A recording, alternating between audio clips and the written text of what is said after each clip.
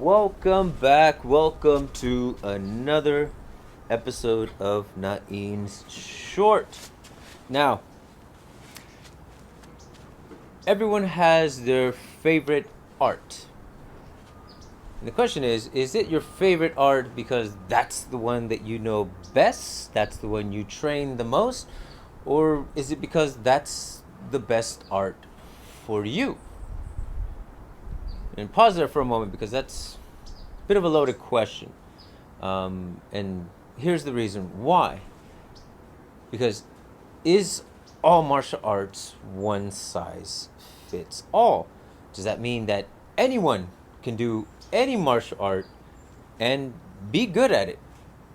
Well, considering that they put the work in and the time and effort, sure, talent aside, can every martial art work for every single person? Like clothing wise, there are a few things that you can wear that is one size fits all. But I'm pretty sure every one of us can think of at least one thing that's supposed to be one size fits all, and at least one person that doesn't fit that size. Because that's just the way it is. Some people are much bigger, some people are much smaller, and if you want to cover the most possible sizes, then yeah, there's going to be a limitation at some point. And again, that's just clothing. Now, when it comes to martial arts, well, are you really good at it because it fits your body type? Or are you really good at it because you worked that much harder at it than other people? Because who's to say that maybe that martial art wasn't really for you? Case in point, jiu-jitsu. I know some people that stopped doing it simply because their size didn't really allow for it. And there's some striking arts where if a person is just lacks the body mass to create that sort of force, then it doesn't matter how skilled they are, any bigger opponent is going to be a tough fight for them. So where does it really come into play, and how do we decide whether or not this can fit everyone else? Because the one thing that I've noticed about a lot of martial arts is that they get taught under the mentality that one size fits all. What do I mean by this? Well, if you think back into the history of the art, it was developed by somebody and made popular by a specific person or specific group of people that grew up in a specific time frame and created this for a specific reason. Now, that alone, you remove that time frame, you remove that reason, and can you say that the art, the way that it was developed then, still apply now? Is it still useful? Is it still something that you could even need wherever you find yourself at this point? Is it lacking things because the environment is different, because the time is different, the mentality is different? So all of a sudden, something that never used weapons to begin with now requires them. Or someone who only has used bladed weapons all of a sudden, needs to train in some gun defense because this is not as viable anymore. So that alone is just a shift in the mentality of things, changes the validity of that particular art of even being useful.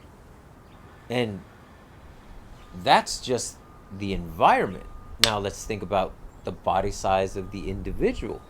For arts that have like punch arts and certain movements that are choreographed, saying after this step you do this step, you do this step, you do this step, have we even considered the person that developed them? The person who developed these moves, were they 6'3"? Were they 5'1"? And when they developed them, how agile were they? Did they have the flexibility of somebody who trains on a regular basis? Or were they these really round people that had very limited movement? Or were they just much older and their bodies just don't work the same anymore? All these factors affect the way that we move and do things now. So, how did they affect the people that we look up to, the people that developed the arts that we now practice?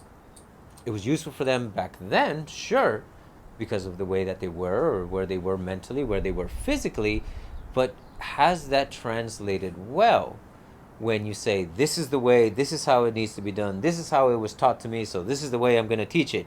Even though I've come to the realization after doing it for 25, 30 years that some of this stuff isn't very useful. And there are some people who have taken it as far as to trimming material off their martial arts. They've removed things. They've added other things that they felt were lacking. They've did patchwork on all the material to make sure that whatever gaps were missing at the time when they were taught are now being addressed. And is that something that we all need to do? Because there are some traditionalists that will say that no, this is the art, this is how it is, this is how it's going to be taught. And I can back that up because there is a lot to be said about maintaining historical image.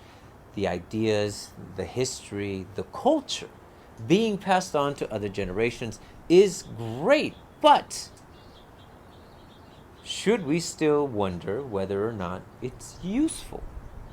And how useful? Can we make it useful? And if it isn't, then what do we do? Do we just train another system? So all of a sudden we're switching clothes left and right to fit the situation. And do most of us have that amount of time to really train so many things to be able to adapt to every situation that we possibly could come up with or be involved in? I don't know about you. I have a full-time job. I'm also a dad. I don't have that sort of time. Don't get me wrong. I really wish I did. If I didn't have this many responsibilities, I would be training everywhere and anywhere with anyone because I just really enjoy doing so. And maybe one day I will, but right now, responsibilities, not so much. So I have to make my training as effective as possible. I have to take as much as I can, learn it quickly, and then be able to utilize it. So what does that look like? Well, concepts, ideas, things that don't necessarily have to have a physical form, but can be interpreted in different movements, seems like a logical way to go about it. Now, does that mean that it's going to fit everybody? No. Because the mentality alone is going to keep people from believing whatever it is you're saying or even see any validity in what you're saying. But then if you give physical proof to it, well, then it's a little bit more believable. But even then, not everybody's going to really take it to heart or utilize it. And there are many cases where we've come across people that are not very impressed by what we do, and then weeks later we find out that they've incorporated it into their school. Go figure. It wasn't a good idea at the time, but maybe they came up with something similar down the line, because ultimately it's the same human body. So yes, there's going to be an overlap in ideas and concepts, but if we fixate so hard on this is the way things are, do we kind of shoot ourselves in the foot from being able to progress it or being able to use it effectively outside of the class? Not that there's anything wrong with it as long as we're aware of it, but can we make martial arts one size fit all? Or are we just kind of going to continue what we've always have and what people always say? The art finds the student. And that alone should tell you a lot about why the art finds the student. Because one, their mentality fits with that art, their physicality fits with that art, or their abilities are limited, therefore they can only do certain art. Again, does it really fit everybody, or is it just you find your niche and that's the one you stick with? Is the art that you practice the very best for you, or just the one that you came across first and stick with the longest?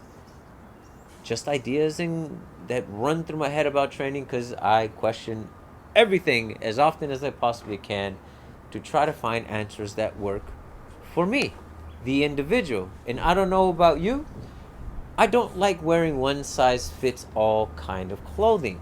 I'd rather it fit to me, my body size, my height, uh, maybe a little extra weight sometimes.